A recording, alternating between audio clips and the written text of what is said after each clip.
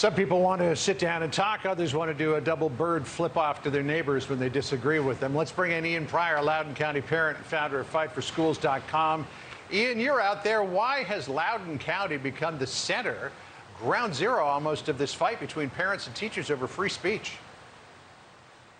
Well, I think that obviously the actions of the school board and the school administration have lit this fire, but also, I call them the army of moms out here that are literally out there every day doing the work to really work on this petition, but also to talk to people, communicate what's going on. And this is right outside of Washington, D.C. So you have a lot of intelligent, motivated individuals that know how to do a lot of different things in order to raise awareness and make sure that we're able to have our voices heard. Now, early on in this, or as long ago as 2 weeks ago, the superintendent, the school board says, well, it's just a small minority of people. Well, no, it's not a small minority of people. This is a coalition that is growing day by day. The small minority of people are the people that tried to get Tanner Cross fired. That's the small minority of people. That's what the judge said when he issued an opinion, and he specifically said that their actions were vindictive.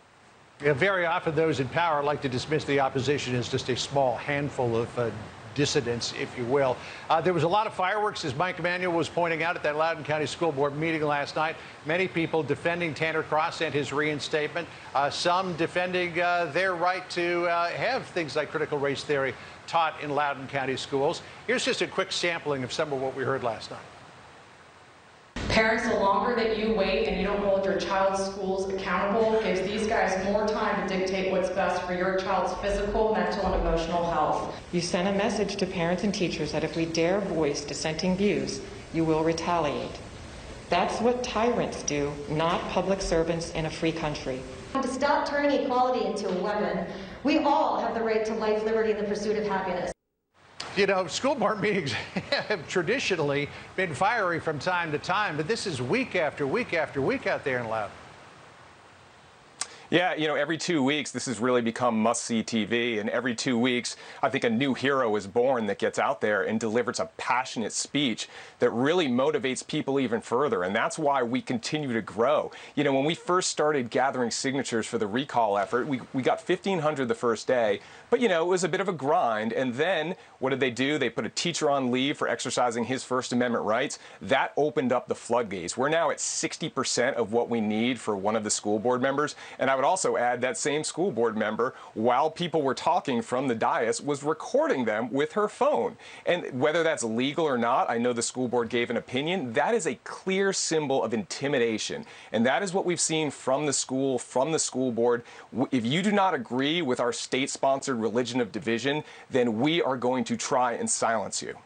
Yeah, the next door in Fairfax County as well, there's a recall effort going on there, so Loudoun County is not the only one. But as we see this push for woke education in our schools, pushing critical race theory, as well as this drive for equity spreading to school districts across the nation, are we bound to see more of this in other places, not just Loudoun County? Yeah, I think we are. I think this has been spreading across the country, really under parents' noses for the past several years. But I think what we've been doing here and in other places is really lighting a fire. You're starting to see this in other places throughout the country where parents are organizing, they've had enough, they're looking to take back their school system. They want to have a seat at the table. It's always special interests and unions that get to direct what happens at schools. Well, they have special interests. They have their own priorities. Our priorities are our children's future, their education, and that is more powerful than anything you're going to get from these special interests, and they're about to find out. Well, it's a shame that it took confrontation to drive it, but it is good to see parents becoming really involved and interested in what their children are learning. Ian Pryor, is always good to see you. We'll see you in another 2 weeks after the next school board meeting. I'm sure we will. All right.